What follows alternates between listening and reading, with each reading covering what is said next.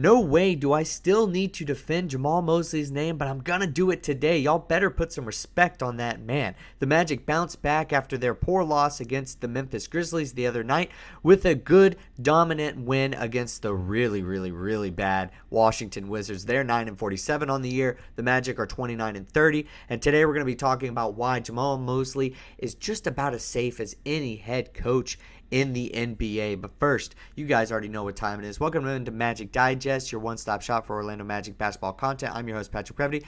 Leave the 75% of you guys who are watching these videos and not subscribed and join the 25%. Subscribe to the channel. We're trying to build an Orlando Magic basketball community here on YouTube. We're coming out with Orlando Magic content just about every other day on this channel as we see the Magic make a playoff push. So we got some great news today. The Orlando Magic have destroyed the Washington Wizards. There's about 4 minutes left in the game as the time of this recording, but let's take a look at the box score, or what it was earlier, just a second ago. They have 105 points right now, but I took this screenshot when they had 90. Just to explain it, this is huge. This was a great bounce back win. The Magic still shot poor from the three-point range, but the Washington Wizards, like I said, they're really bad, and they shot just as bad as we did. And anytime the Magic can match a three-point shooting performance to the other team, that probably means that the Magic won the game. Franz Wagner played pretty well. Paolo Banchero kind of had a bounce-back shooting performance compared to what he shot against the Memphis Grizzlies. And we saw Anthony Black bounce back, as well as Bitadze add some much-needed points off of the bench. And I thought that his performance in this game was really crucial. Cole Anthony didn't shoot well, but otherwise, when we take a look at most of the other players on this roster, they all played pretty well. Still waiting on that KCP breakout, but maybe it's coming, maybe it's not, but not today. So Jamahl Mosley, okay, was under a lot of heat for not calling a timeout the other night against the Memphis Grizzlies in the 105-104 loss. If you weren't able to see that game and watch the final seconds, I would just recommend everybody try to watch that video. Obviously, a couple missed free throws down the stretch, giving the Magic a chance at stealing the game from the Memphis Grizzlies. I mean, stealing might be a little bit of a strong word. They did allow a 21-2 run in that game, which was what allowed the Grizzlies to win. But it was able to give them kind of a big boost if they were able to go down there, Paolo Banchero specifically, and make that shot. Unfortunately, it got blocked, and there was a lot of just mess around that possession, and they weren't able to get a proper shot, proper anything going, and a lot of people were blaming Jamahl Mosley. I think they were looking at what has been going on with the Magic and the season as a whole, and they were kind of discounting some of the injuries now that this team is pretty much healthy, except for Jalen Suggs, and I think the frustration was boiling over, and they wanted somebody to point at. They weren't going to point at Paolo Banchero or Franz Wagner. They still played pretty decently in that game. I do have the box score, and I did want to take a look at it and talk a little bit about that and what was going on in that game. Like I said, Paolo Banchero didn't shoot very well, and Franz was like kind of okay shooting wise, but Paolo got to the line. Franz still had a decent shooting performance. It was just a tick under 50%, so not bad. And I felt like, he still put in a lot of great work because he had the highest amount of points on the team, so really kind of put us on the back. It was mainly the bench. That was what was really poor. Anthony Black, like I said, did not play well in that game. And then some of the other guys didn't really play well either.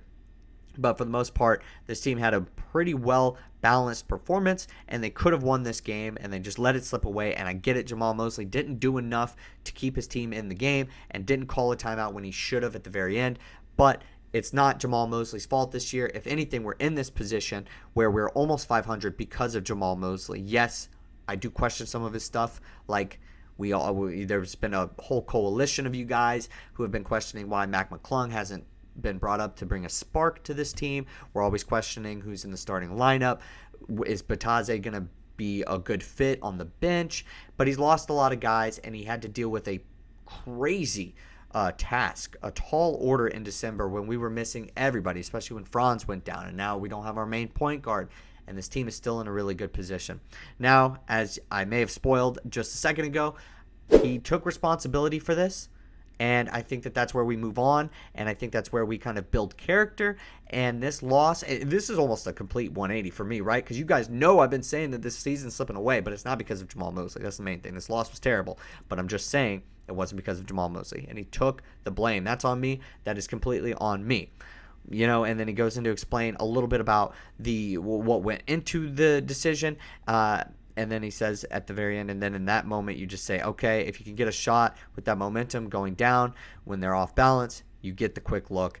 And a lot of the guys said they weren't in a proper mode of getting a shot. Cole Anthony, Franz Wagner, and I believe Paolo Banchero all came out and said, look, we were just a bit too confused. And I get it. You're a young team. You're looking for Jamahl Mosley to make that call. He didn't.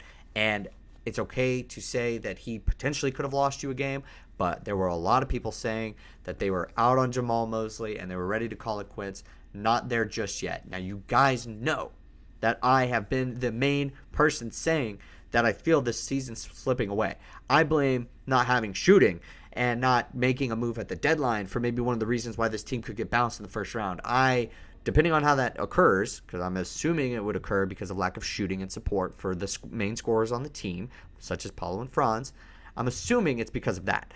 Not because of some sort of Jamahl Mosley disaster class catastrophe like we saw at the end of the Grizzlies game. I'd rather it happen right now than in game 2 of the first round of the playoffs or in any of the play-in games that this team might end up having to play. I would much rather it happen now. So at least it got out of the way. Now, there are certain things that we need to obviously address. We can't ever have that happen again. And yes, this team just bounced back against a terrible Wizards team. But when we took a loss against the Grizzlies at starting the homestand, 7 games, we need to at least be 1-1. And that's what they were able to do tonight. They bounced back, and that is definitely a testament not to this young team, but to the leader of this young team. Obviously, Paolo Banchero, Franz Wagner, they're the guys going out there and playing basketball, so they certainly get a degree of the credit. And this game was taken care of, I would say, in the third quarter. They outscored the Wizards 32-17 in the third quarter.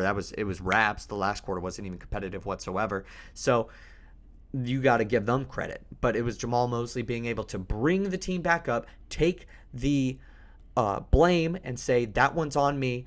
Don't come after these young stars. Don't say Paolo Banchero's not clutch, doesn't have that, killer instinct, any of that. He took it on the chin and said, look, that's on me, guys, and I don't want any outside noise. I'll take the blame. I think that shows a real veteran move by the coach.